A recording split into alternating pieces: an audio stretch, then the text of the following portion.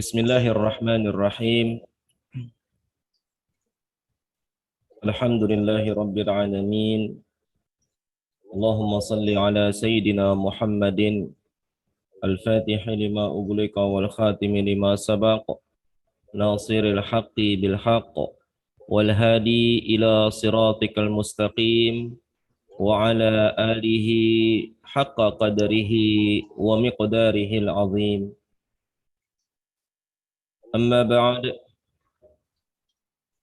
ففهمناها سليمان وكلا آتينا حكما وعلما وسخرنا مع داود الجبال يسبحن والطير وكنا فاعلين يا حي يا قيوم يا رب موسى وهارون ويا رب إبراهيم ويا رب محمد عليه وعليهم الصلاة والسلام ألزمنا الفهم وارزقنا العلم والحكمة والأقل برحمتك يا أرحم الراحمين.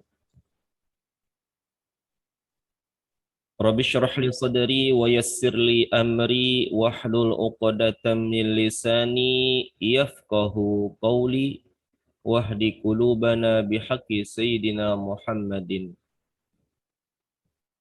Segenap para jamaah sekalian, baik yang ada di radio maupun yang ada di Zoom meeting, alhamdulillah pada kesempatan hari ini biiznillah dengan izin Allah Subhanahu wa taala kembali kita dipertemukan di frekuensi udara baik yang melalui webinar Zoom meeting maupun yang melalui signal frekuensi radio. Mudah-mudahan suaranya terdengar jelas semuanya. Jelas nggak ya? Alhamdulillah jelas, Ustaz. Jelas. Alhamdulillah. Jelas, Guru, jelas, Guru. Baik, alhamdulillah. Siogianya pada kesempatan ini masih diisi oleh guru kita Ayahanda Mukarram Al-Ustadz Kiai Haji Udi Mahbudi atau disebut panggilan Ustadz Mu'id, karena beliau harus memenuhi undangan dari jamaahnya juga, maka koordinasi dengan saya untuk bisa mengisi pada pertemuan di hari Rabu ini. Insya Allah nanti beliau mengisi di hari Jumat juga. Nah, jamaah sekalian rahimakumullah, sebagaimana umumnya Al-Fakir yang pertama, karena masih di dalam suasana di bulan Syawal, walaupun sudah di akhir-akhir, mungkin ada sebagian jamaah yang kita belum bersua, belum bertemu, berjumpa, maka kembali saya mengucapkan ja'alanallahu wa iyyakum minal aidina wal faizina wal maqbulin kullu amin ana wa antum bi khairin taqabbalallahu minna wa minkum siyamana wa siyamakum taqabbal ya karim. Intinya mah mohon maaf lahir dan batin. Maafin saya bila mungkin dan memang banyak kekurangan, kesalahan di sana sini. Insya Allah dengan kita saling maaf memaafkan, semua dosa-dosa kita diampuni Allah Subhanahu wa taala, dan nilai-nilai pekerjaan ibadah kita baik yang wajib maupun yang sunnah semuanya diterima Allah Subhanahu wa taala dan mendapatkan nilai pahala di sisi Allah. Amin ya rabbal alamin.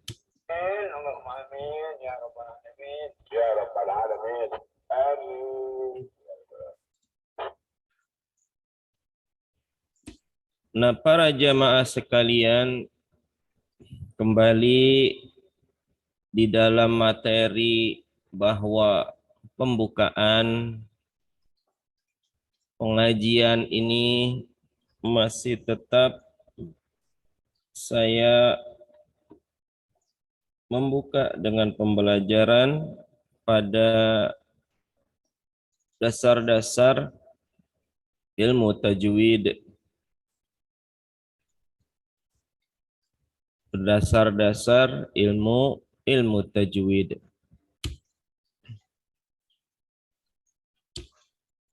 Kita selaku seorang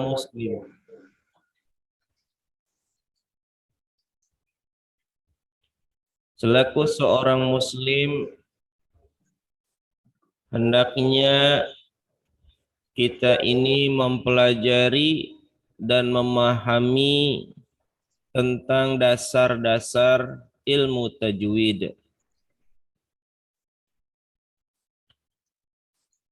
Kenapa demikian?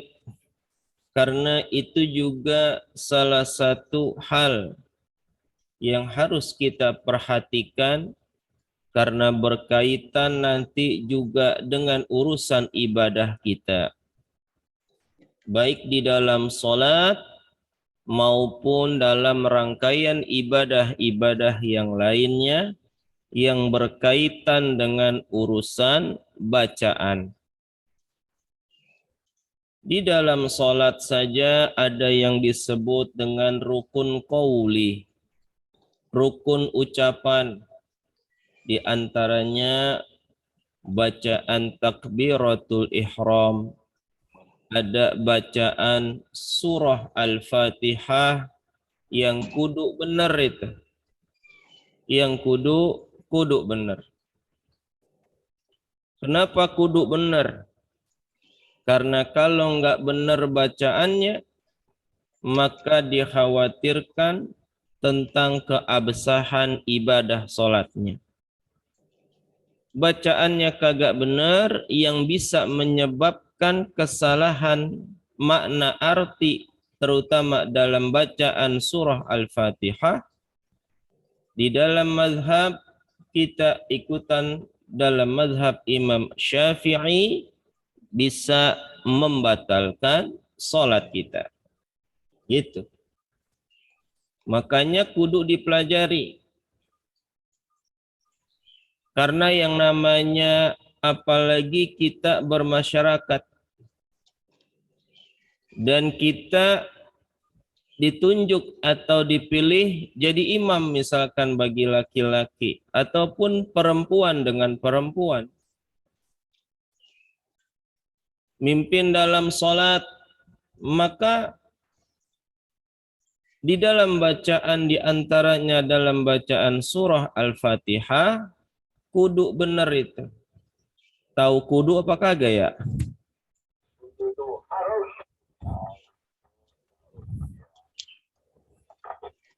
Iya, kudu harus gitu ya. Kudu begitu. Ya apalagi yang namanya imam kan dipilih. Namanya imam dipilih itu. Kalau makmum mah nggak pakai dipilih. Makmum nggak bisa baca Al-Quran, boleh nggak jadi makmum?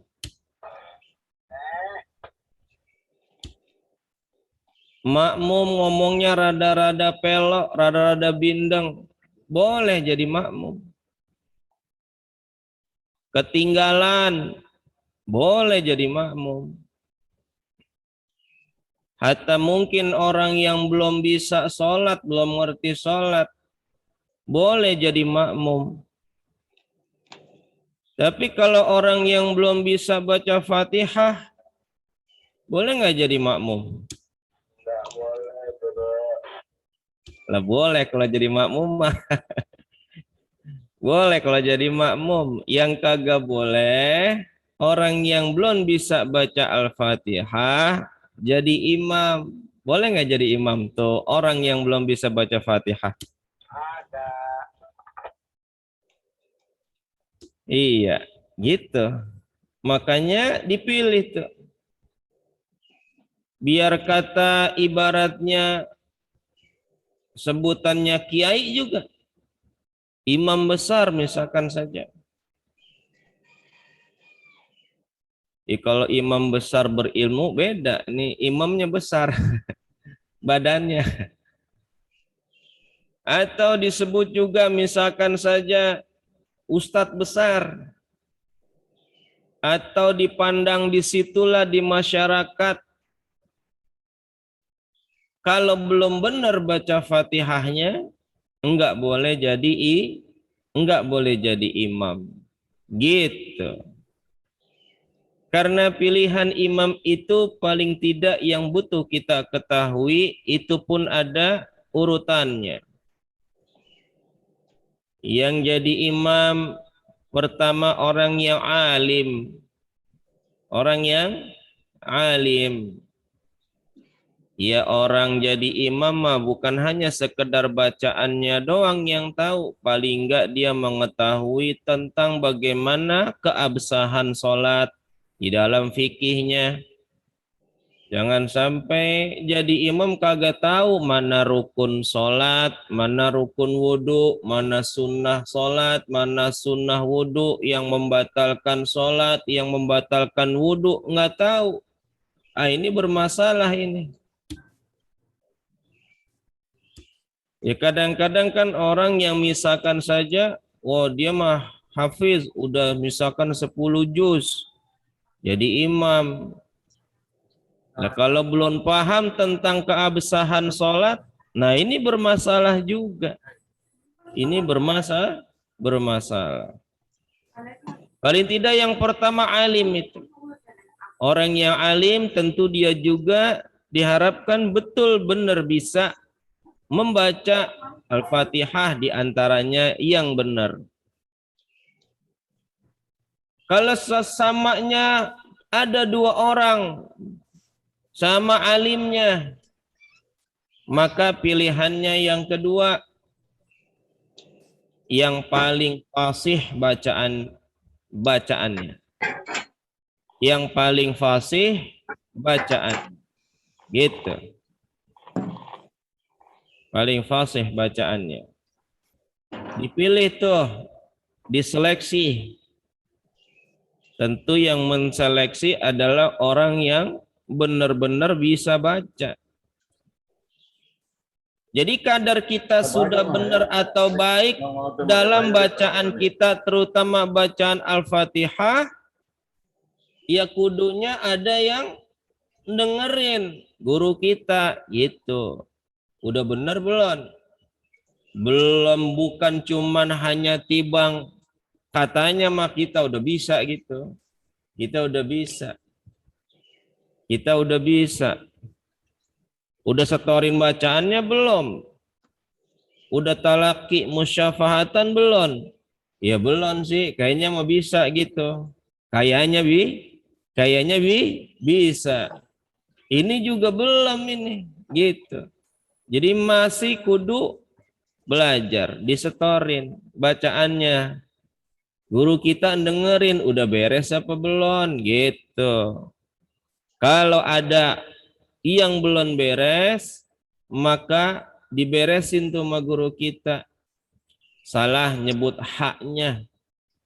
Aturan hak jadi hak. Aturan hak jadi dibaca ka. Alhamdulillah Rabbil ngalamin. Boleh nggak begitu jadi imam?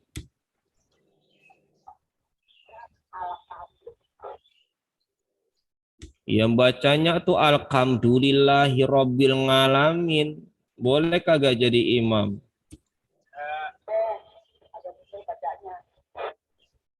Kagak boleh. Kagak boleh ya? Iya. Kagak bolehnya kategorinya kenapa kagak boleh? Karena ada yang lebih bagus bacaannya. Cuman kalau satu kampung bacanya begitu semua, alhamdulillahi rabbil ngalamin, ya udah, Boleh juga dia jadi imam. Gitulah, satu kampung bacanya begitu. Belum ada pelajaran masuk tentang cara baca.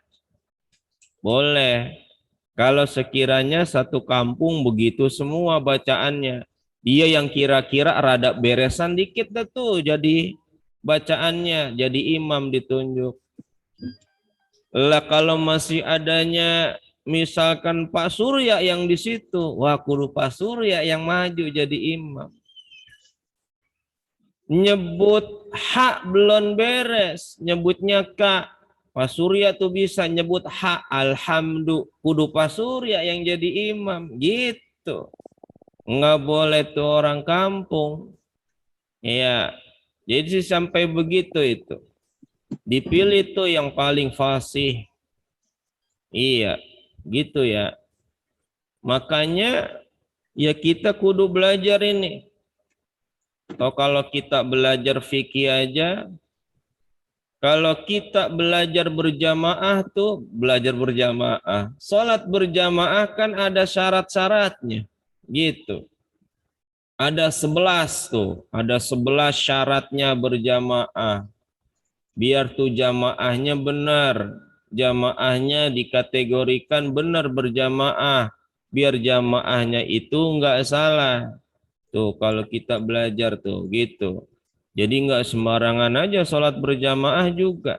Ada aturannya. Begitu. Paham apa kagak ya? Insya Allah paham. Alhamdulillah. Paham.